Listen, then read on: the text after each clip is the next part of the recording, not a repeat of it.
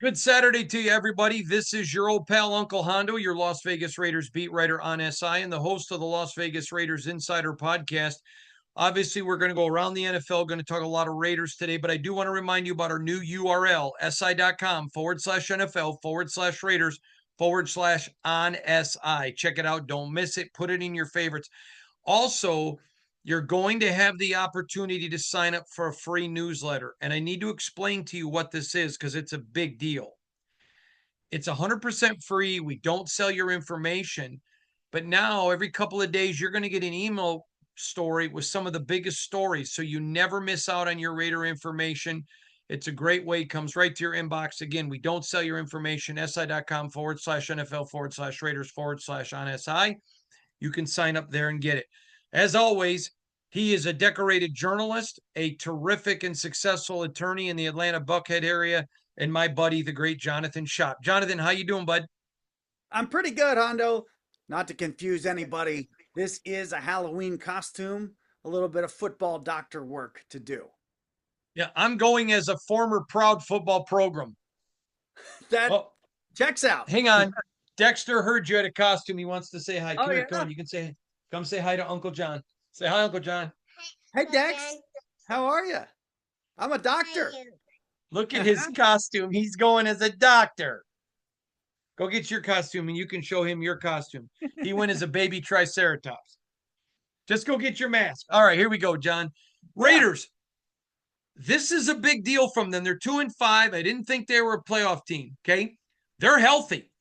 The healthiest they've been since the start of the season. I think they're going to beat Jacksonville. They go up to Denver, where I don't expect them to win, but a win would not shock me. I don't think Denver is this immovable object. If they could somehow get two here, all of a sudden, I think they get their fan base back on board and they get a chance for a little bit of momentum. If they lose Sunday against Jacksonville, I think they lose Thursday, period. But I'd love your thought process here. What are you seeing? What are you thinking about the Raiders coming off the bye? I do think it's interesting the way the schedule breaks down. We talked back in the summer, really, when the schedule came out, about how you could see the first part of the year for the Raiders, the midterm exam against the Chiefs, and then the second part.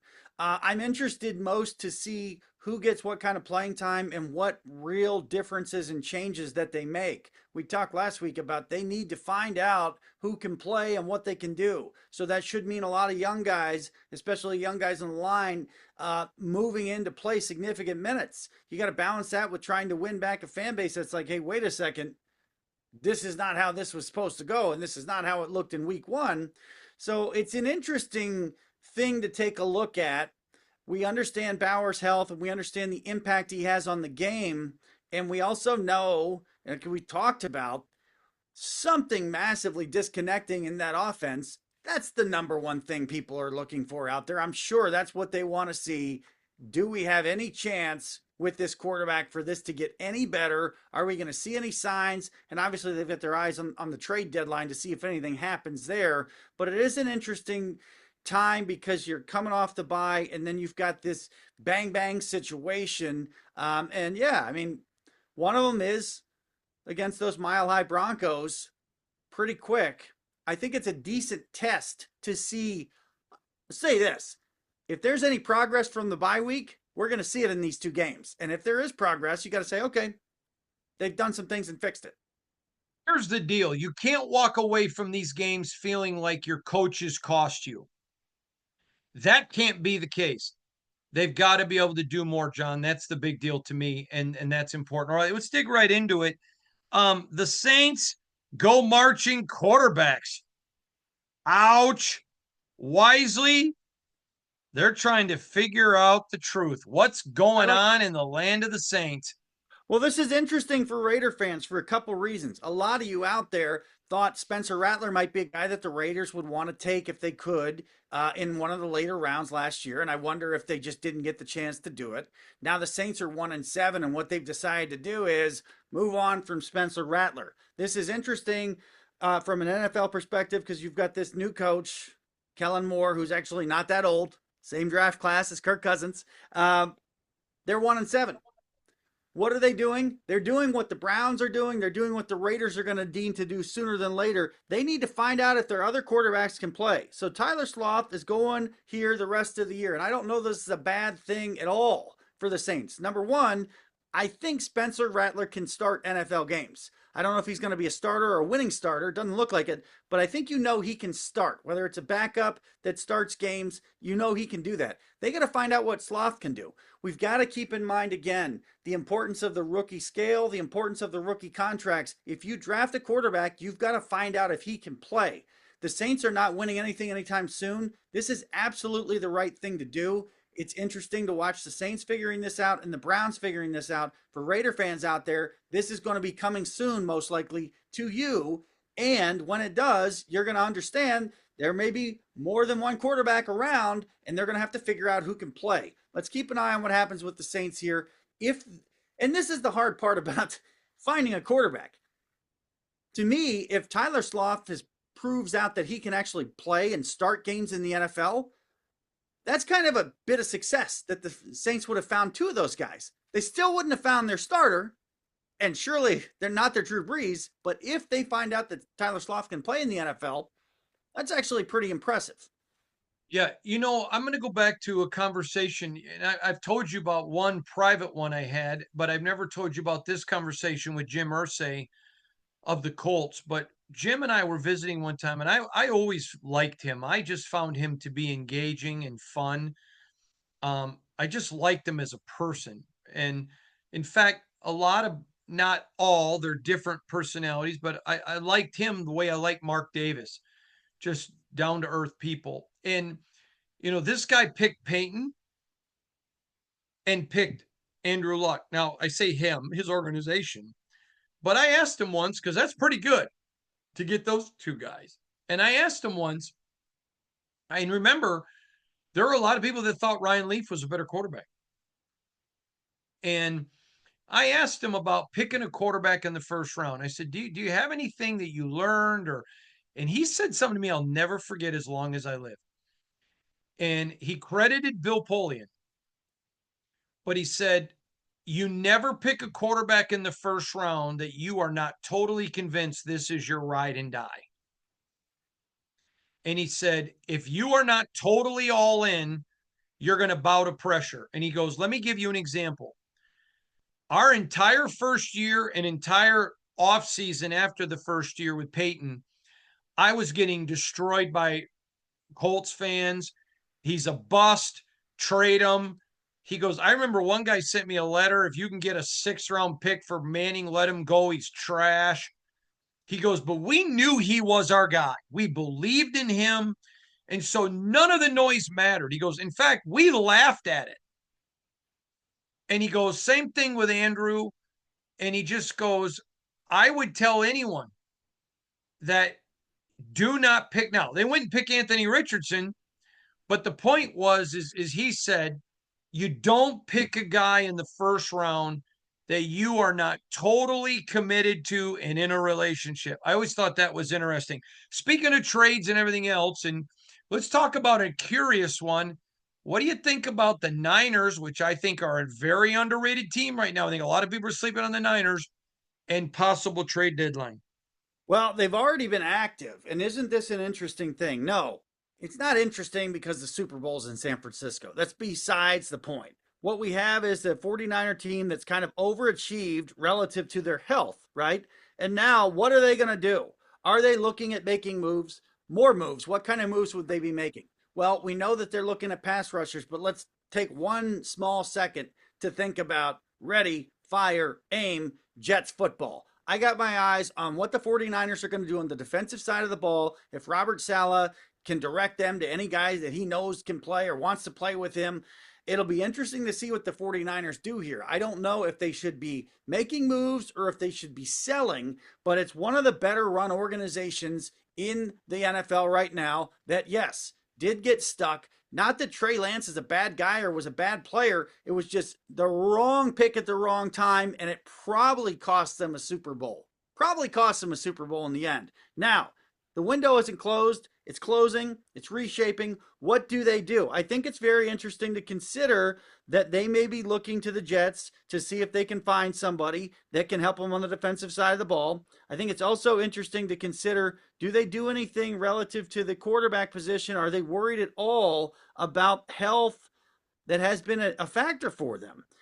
The 49ers appear to have overachieved to this point of the season. Now they're in this situation where they probably don't have enough to do what they need to do. How much do they want to mortgage the future? And how savvy can they be? Look, the bottom line is somebody in the NFL is going to make a move or two, or has already made one here in this trade season, that's going to look genius later in the year. It's going to look unbelievable in December and January. You say, I can't believe they got that guy at the deadline. A lot of eyes on the 49ers.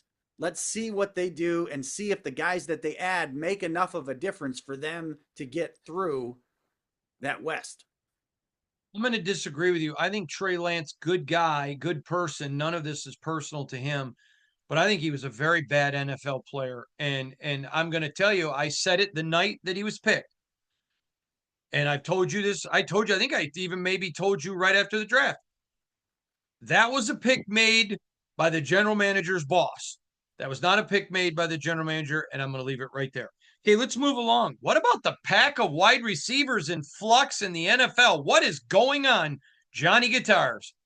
We like to talk about things ahead of time on this show. We're going to go back to the Packers in the wide receiver room. If you remember, I think they did something pretty smart that I want to see other teams copy. They went ahead and secured the wide receiver position in one draft. Now that this room that's been disruptive is starting to take shape again. Christian Watson returns 294 days after the torn ACL. He's back, which is a big deal for them. That's one of the guys. Interesting, potentially a game changer. Did you see the Packers offense last week? Woo! Now, what about Jaden Reed? Jaden Reed, tough as nails. Tough as nails. This is a guy that was hurt, gets hurt, has 2 surgeries, 2 for the price of 1 earlier this year. Right now, it's Halloween. Let's go to maybe a week or 2 after Thanksgiving. All of a sudden, the Packers could get Jaden Reed back also. This is an interesting thing to watch. There are people out there right now saying the Packers are the team to watch to win the Super Bowl, and we understand why they're saying that. The interesting thing is what they did drafting these wide receivers, kind of in a batch, and what they accomplished by doing it.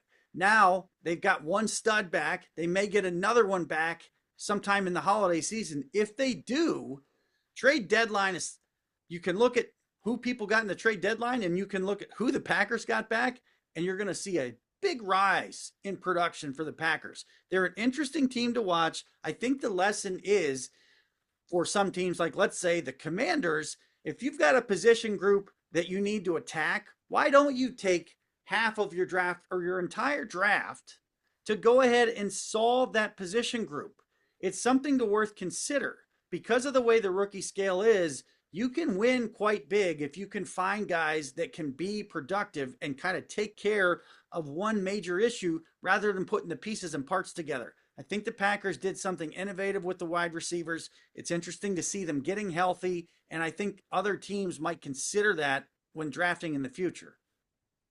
Let's talk about the off-field story of the week. There's another blip on the radar of trouble, Johnny. Adrian Peterson has not had the greatest off-field history. You go way back 10 years ago or so, you remember an off-field history with child discipline. Earlier this year, we saw the weird video of him in a poker game wrong, and then he gets busted for a DUI, again, after some kind of a poker game issue. Falling asleep at the wheel type thing, I think at a gas station. This is another unfortunate thing to see happen. It really probably shouldn't see happen. Adrian Peterson is an incredible running back for a million years. And for those of us out there that saw him play in college, he was the best player in college football, like pretty much the second he started playing at Oklahoma. This is not going well for him. This is something he probably needs some help with.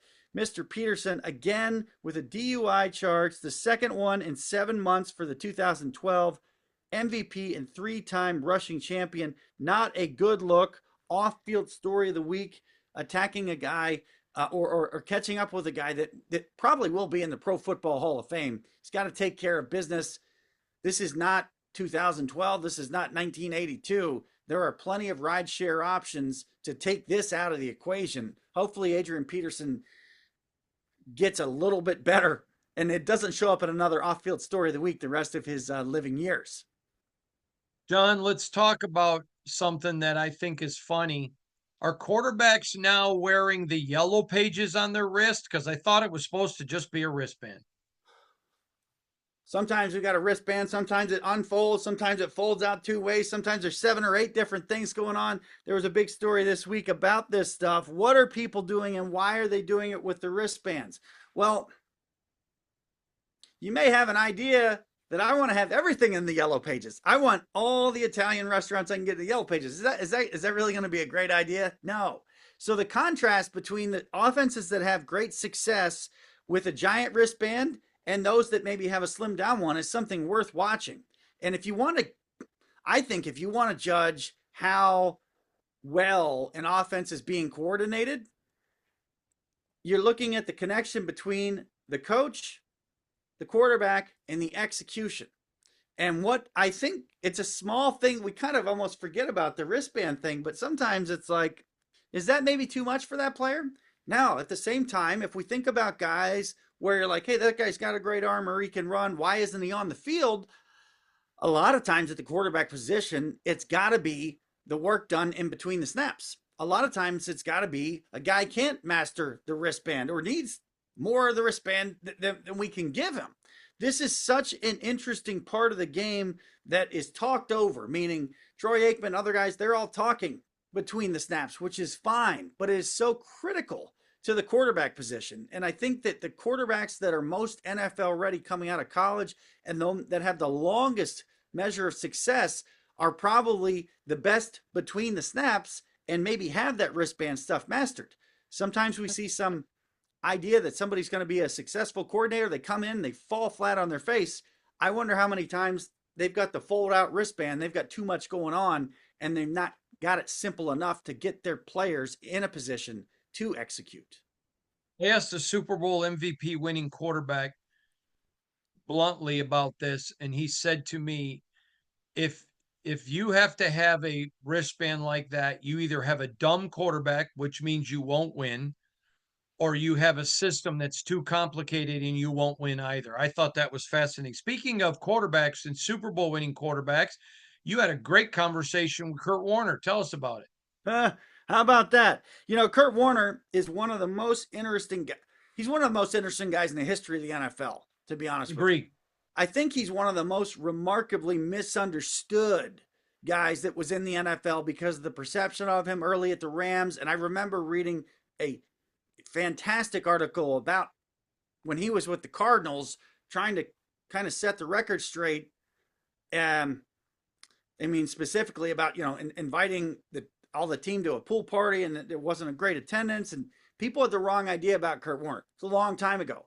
What we know now about Kurt Warner is he's really good on TV. He knows a lot about quarterbacking. He ought to be a quarterback coach. If I was in college, I'd be calling the guy. Say, can you come coach our quarterbacks? Well, he's talking about, hey, I'm looking at the Monday night game that just happened. 4 interceptions. I see a mix of whose fault it was, the quarterback, was it the players, with the play callers? And I said, you know what? We talked about this before on this show. There must be other statistics that teams keep, more detailed statistics about positions, and this is the most important one of the sport.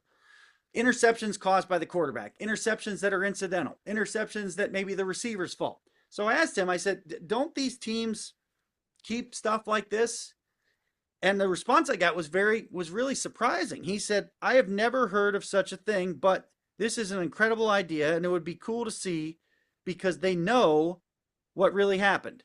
And he went through off the top of his head 8 examples that you might start categorizing them. 8 different examples. Now, maybe you don't need 8, but this is Kurt Warner, folks. He knows what he's talking about, the quarterback position, if you've heard him call games. He's like, quarterback bad decision, quarterback told to take a long shot, great play by defense, situational interception, tipped interception, miscommunication.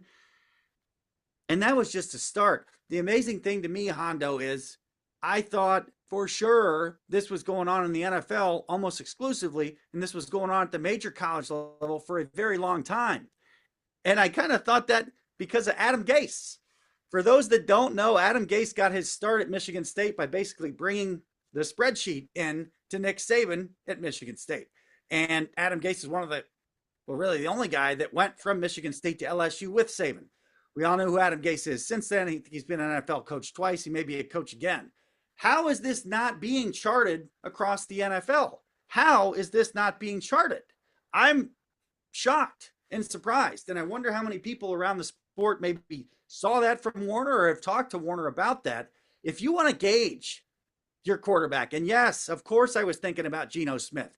We talked last week about how good his numbers were the last 3 years in Seattle with like 30 more touchdowns than interceptions. We know how bad his numbers have been here at the Raiders so far. I assume they've looked at all of those and they know how many of those interceptions are Smith's fault, how many were miscommunication, how many, breaking down in that Kurt Warner category system.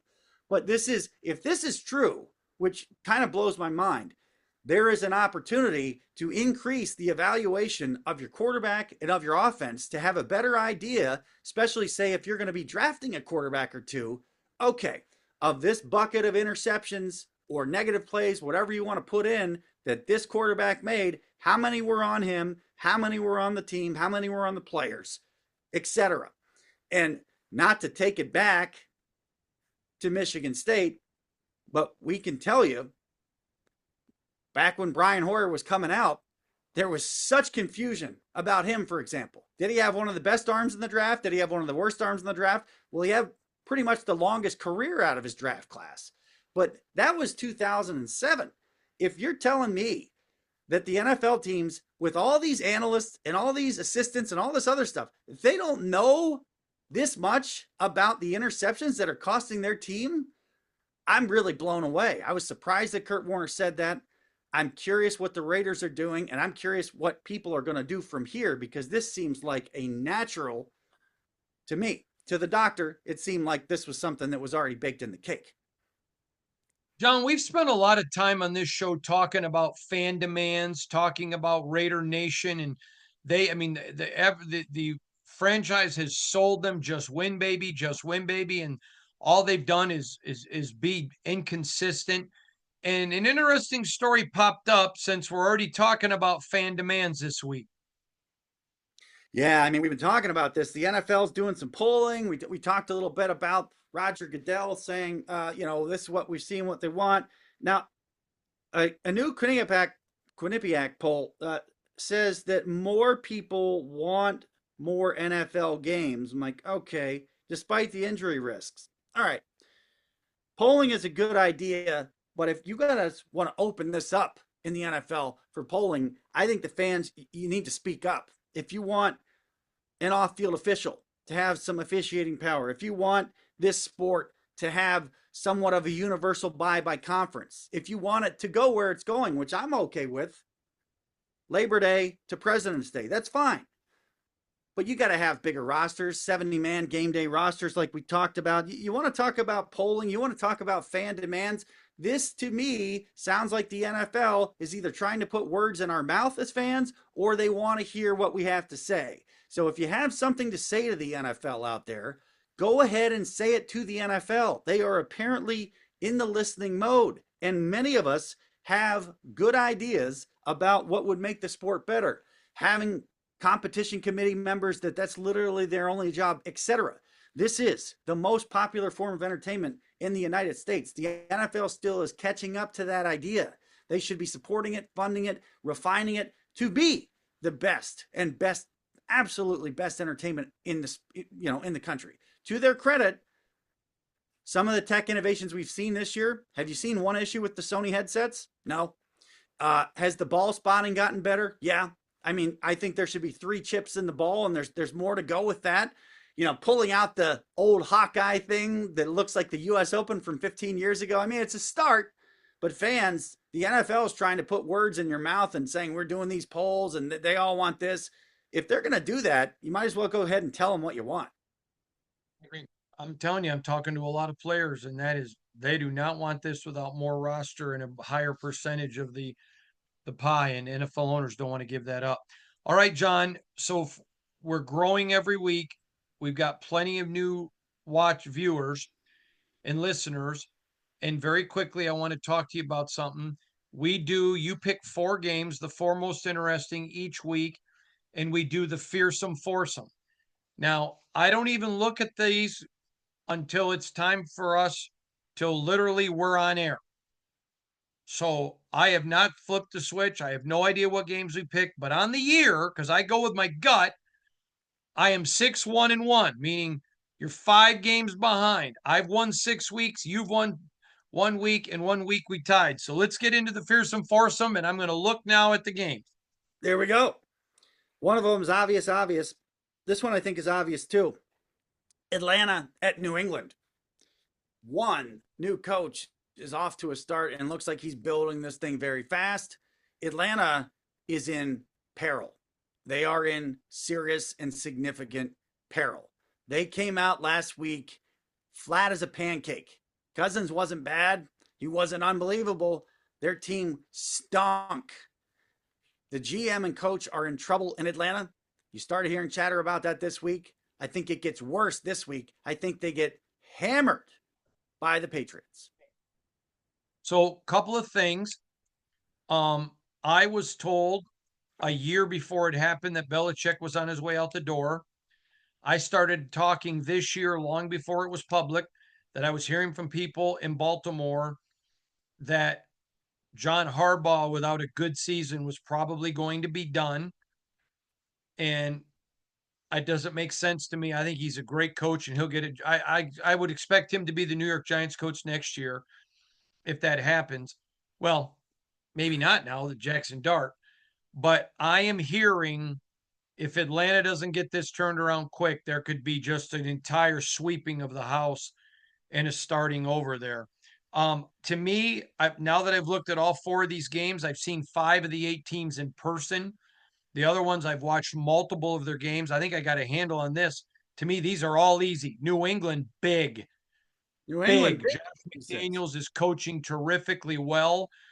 That young quarterback Drake May, who a lot of people thought was a genuine franchise quarterback, is looking like one. The defense, all of it. To me, New England all the way. This is an easy one. Yeah, I'm one of those guys that thought May was a franchise quarterback, but I'm also like, this guy's gotten much better pretty quick. Maybe Josh McDaniels is just a tremendous coordinator, a little bit like Steve Spagnuolo. What he did with Mac Jones. Yeah, I mean, these are true statements. I know it didn't show up in Las Vegas, but these are true statements. The next one is obvious. I got it wrong. I thought the Colts were fool's gold. They don't look to be fool's gold. Now, it's never easy to play in Pittsburgh, but did you see that game last week? We saw that game last week. It wasn't really what we expected to see. I think you put your finger on some of the Swiss cheese issues on the defensive side of the ball that the Steelers have. The Colts are coming in hot. Jonathan Taylor is back to the Jonathan Taylor that we saw really a year that you thought maybe the Colts would be a Super Bowl contender. Any shot for the Steelers this week? I'm going to say something. If I would have told you beginning of the year what their record would be sitting here tonight, you would have thought Aaron Rodgers is struggling.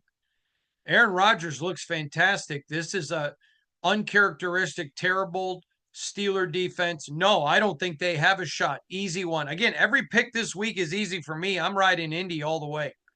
Again, like I told you last week, I want to be wrong because I really like Aaron Rodgers. And I love Mike Tomlin. I love the Steelmen. But I'm sorry. Easy pick, Indy.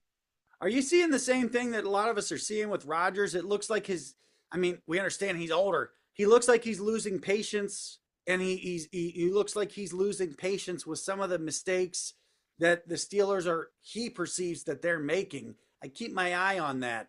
I don't know how much further he can go without rubbing some guys the wrong way.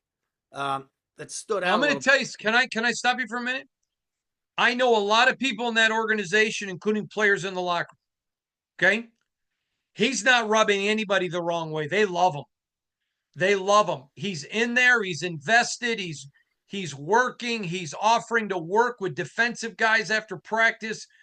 They're all in. So I'm going to tell you, knowing people in the organization and in the locker room, zero concerns about Aaron rubbing the wrong way. He's thrown it well, and certainly he looks a lot younger with the shaved face. It's pretty wild to see. It's like, wait a second, what year is it? I mean, looks like he could play for more years without a problem if he wants to. The game of the week is pretty obvious. We all know about it. It's Kansas City at Buffalo, and we also know, because we're crazy about this sport, just how good the Chiefs are playing right now. This one, I suppose, could matter at some kind of point for a home field. We know it's going to be the game of the week. Kansas City at Buffalo. I don't see any surprise here. Until stopped, I like the Chiefs. Chiefs to me. I thought the time to knock them down was early. They got everybody back.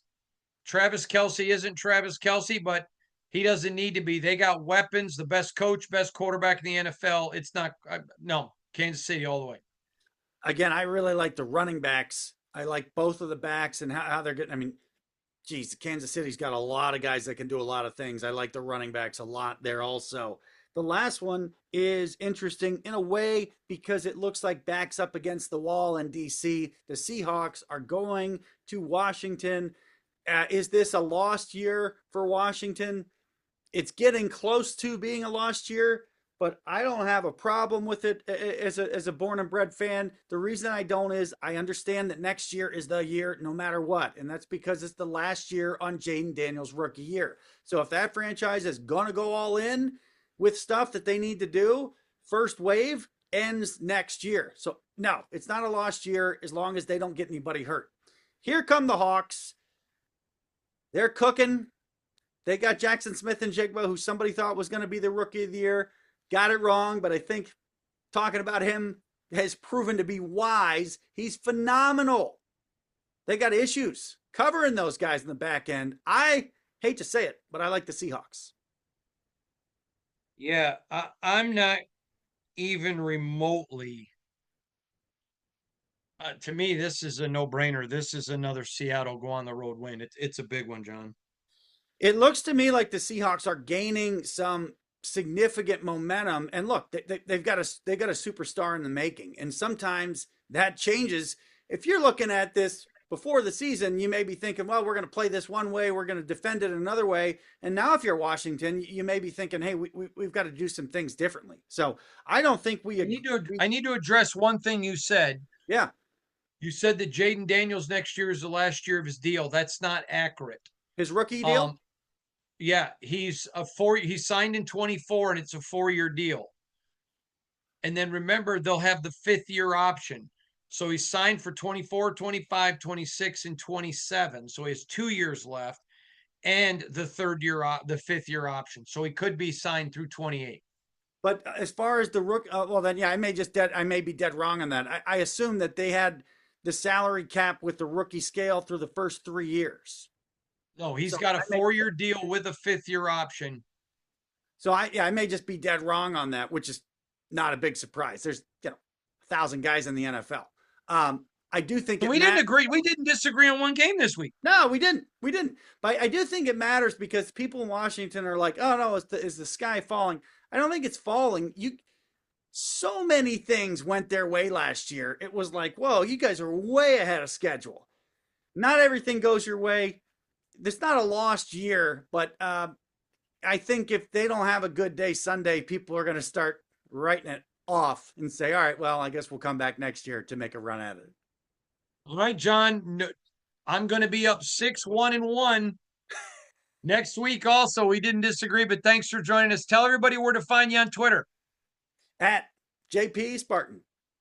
And don't forget, si.com/NFL/Raiders/ on SI. See you tomorrow.